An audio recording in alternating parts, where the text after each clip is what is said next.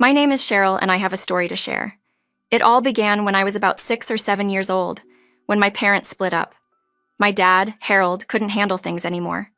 My mom, Isabella, had been on his case for years, always nagging him about not making enough money and putting him down. I remember one day when Dad came home, so happy because he got a promotion at work. He had the biggest smile, feeling proud of himself for once. But Mom just looked at him and said, "That's it? I thought you had finally found a real job." I watched the joy drain from his face, like watching a balloon slowly deflate. Not long after that, Dad left. Now that I'm older, I understand why.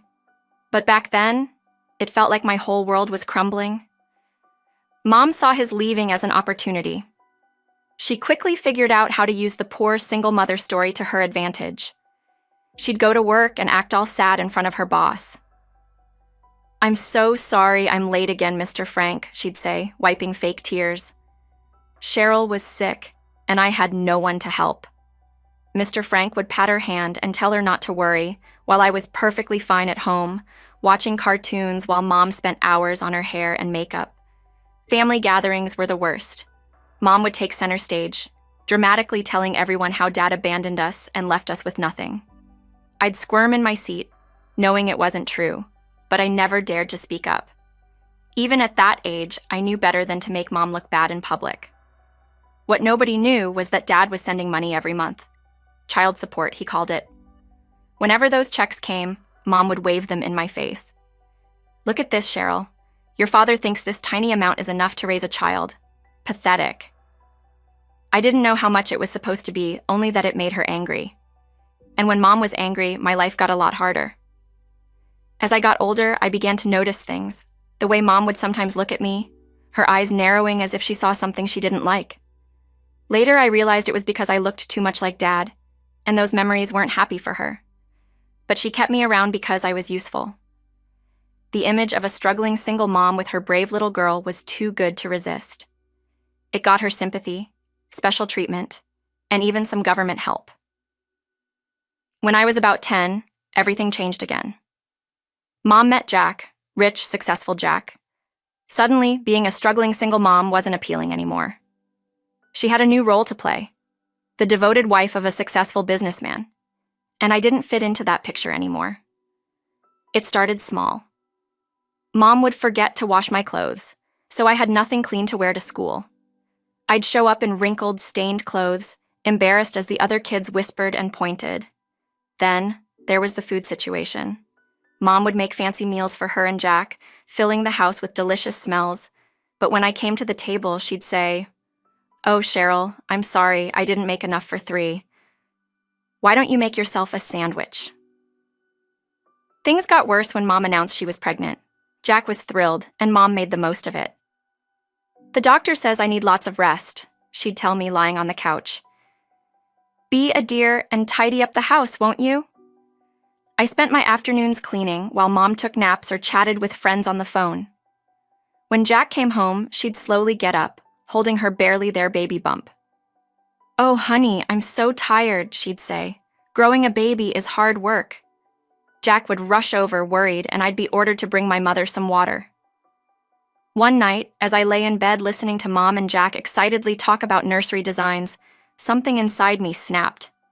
I couldn't handle it anymore. With shaky hands, I picked up my phone and did something I had never dared to do before. I called my dad and told him everything: the neglect, the mind games, the constant feeling of being unwanted. Dad listened quietly, and when I finally stopped talking, there was a long silence. Then he said, "Pack your bags. I'm coming to get you." His voice was firm, and I could hear the seriousness in it. The next morning, I got up early, my heart pounding with a mix of excitement and fear. I had packed my bags the night before, too anxious to sleep. As I dragged my suitcase down the stairs, I heard Mom's voice coming from the kitchen. "Going somewhere, Cheryl?" she asked. I froze, expecting a fight, but when I turned around, I saw her leaning against the doorway with a strange smile on her face. She actually looked relieved. "I'm going to live with Dad," I said, my voice stronger than I felt. To my surprise, Mom's smile grew even wider. Well, it's about time, she said, almost cheerful. Jack and I could use the extra space for the baby. Her words hit me like a slap in the face. Before I could say anything, I heard a car horn outside. Dad was here. Mom walked me to the door, her unsettling smile still on her face. Have a good life, Cheryl, she said, almost pushing me out the door.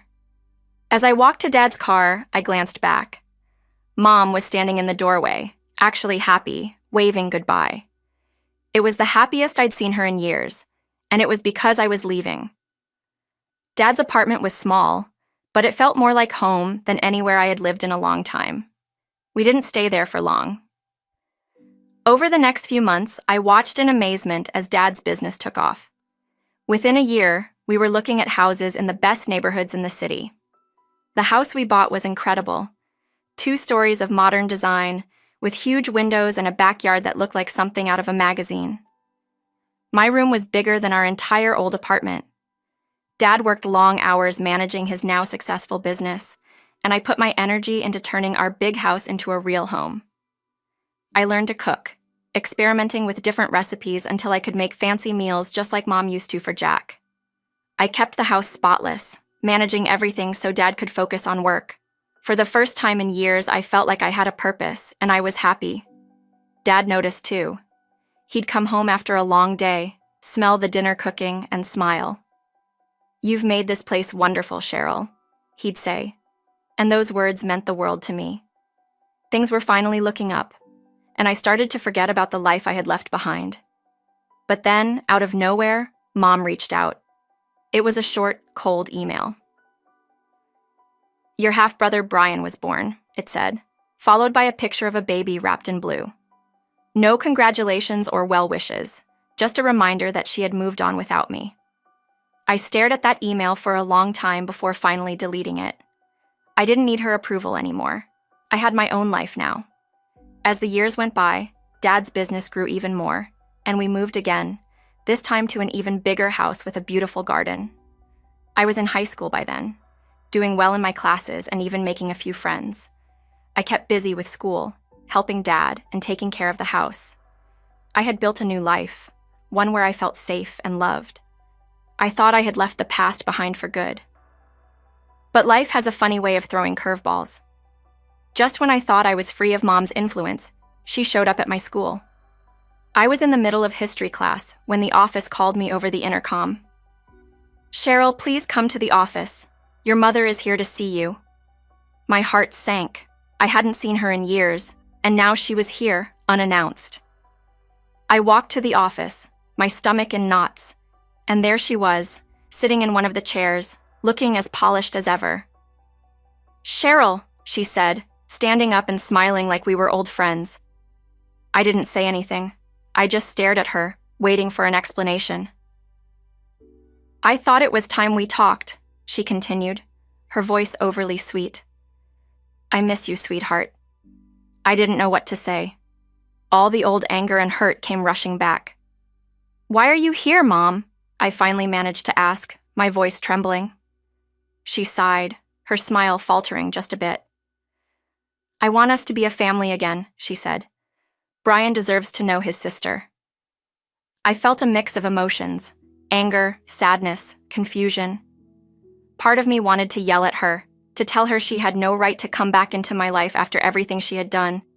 But another part of me, a smaller, more vulnerable part, wanted to believe her. Wanted to believe that maybe, just maybe, she had changed. "I don't know, Mom," I said, my voice barely above a whisper. "I have a life now, a good life.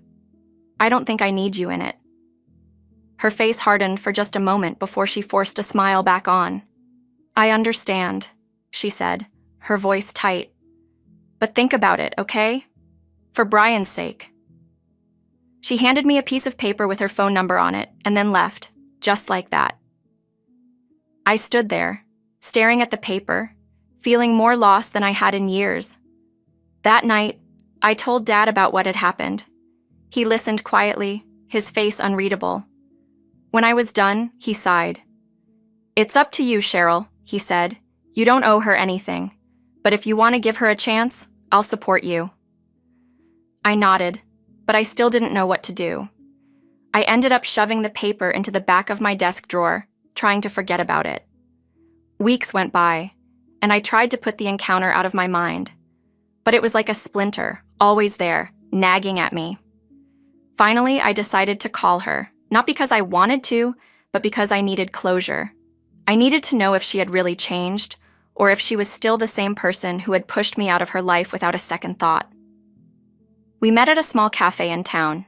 She was already there when I arrived, sitting at a table with 2 cups of coffee. "Cheryl," she said, smiling brightly as I sat down. I didn't smile back. "Why now, Mom?" I asked, cutting straight to the point.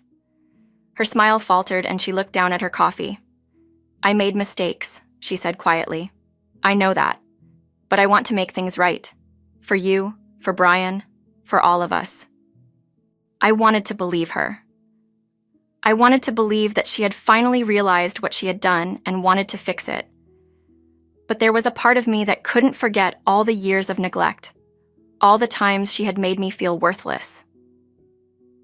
"I'll think about it," I said finally, standing up. She looked up at me, her eyes hopeful. "Thank you, Cheryl," she said.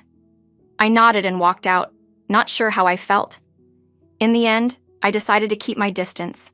I didn't cut her out completely, but I didn't let her back in fully either. I kept our conversations short and our meetings rare. I had built a life without her, and I wasn't ready to let her tear it apart again. Maybe one day things would be different, but for now, I was content with the way things were. And so, life went on. I graduated from high school, got into a good college, and moved out on my own. Dad was there for me every step of the way, cheering me on, supporting me, loving me. I had everything I needed, and for that, I was grateful. As for Mom, she remained on the edges of my life, a distant figure that I couldn't quite bring myself to let go of completely. Maybe one day, I'd be ready to forgive her. Maybe one day, we'd be a family again. But for now, I was happy with the family I had, with Dad, with the life we had built together. And that was enough.